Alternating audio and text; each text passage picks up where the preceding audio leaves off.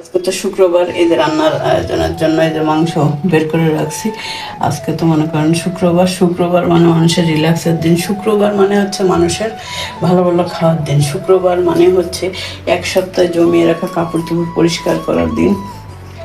শুক্রবার মানে হচ্ছে গরিবের হজ। আজকে জুম্মার দিন, সবাইকে জুম্মা মোবারক।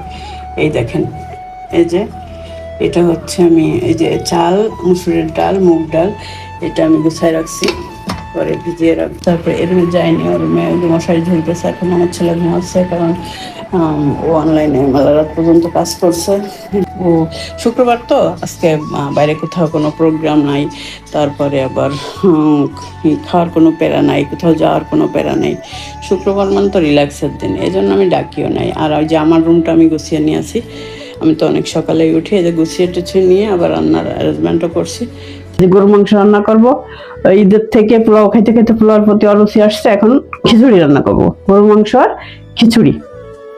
তো মাংসটা আমি আজকে প্রেশার কুকারে রান্না করব, মানে প্রেশার কুকারে বাসি দিয়ে পরে আবার এই যেতে তেলে দিব, বাগার দিব আর কি। এটা যে খিচুড়ির জন্য কেটে রাখছি, এই যে খিচুড়ির পেঁয়াজ মরিচ গুলো দিয়ে দিলাম।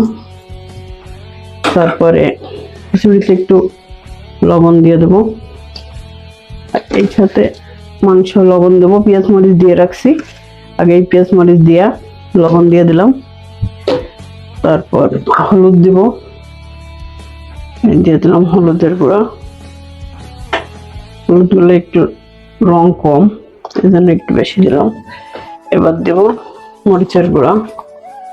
মরিচের গুঁড়া অবশ্য ইসে দিব না, খিচুড়িতে দিব না, শুধু এই মরিচটা আমি কমই দেবো, কারণ ছেলে ঝাল খাইতে পারে না। ধনিয়ার গুঁড়ো 1 চামচ দিয়ে দিলাম। এটা আমি এতে কষাই, তারপরে হচ্ছে এই যে পেঁয়াজ রাখছি, এই পেঁয়াজটা ভেজে তারপরে পেঁয়াজে কয়েকটা গোটা মশলা দিয়ে দেবো। গোটা মশলা বলতে এই দারুচিনি আর একটুখানি এলাচ, যেহেতু আমি গুঁড়ো মশলা দিই, লবঙ্গ আর এলাচ। এবার দেবো তেল, একটুখানি তেল, পরে যেহেতু বাগার দেবো এই জন্য অল্প তেল দিছি, মাংস তেল আছে। এবার দেবো বাটা মশলা। এবার এই যে জিরা বাটা, আদা বাটা, রসুন বাটা, একটু জিরা বাটা, রসুন বাটা, আদা বাটা, জিরা বাটা। এবার এটাকে মেখে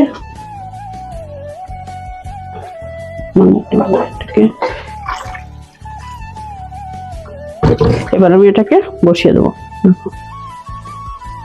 মাখানোতেই স্বাদ আসবে। মাখায় অল্প একটু পানি দিয়ে দেবো, হাত ধোয়া পানি, হাত ধোয়াই মজা। হাত ধোয়া পানি দিয়ে দিলাম।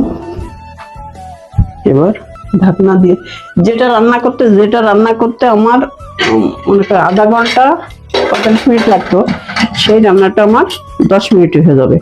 এতে কিরকম কি হবে, আমার সময়ও কম লাগবে, গ্যাসও কম খরচ হবে, যেহেতু গ্যাসের দাম বেশি। এবার আমি এই যে এটাকে মাখাই নেব।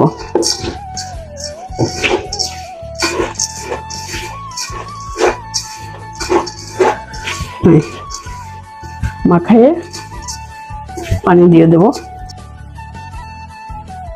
এই যে পেঁয়াজটা আমি ভেজে নিয়েছি, এর ভিতরে এই যে মাংসটা হয়ে গেছে, মাংসটা আমি ঢেলে দেব। এই দেখেন, এই যে এর ভিতরে ঢেলে দেবো, তখন ফ্লেভারটা অন্যরকম হয়ে যাবে, স্বাদে গন্ধে ভরপুর হয়ে যাবে। মশলা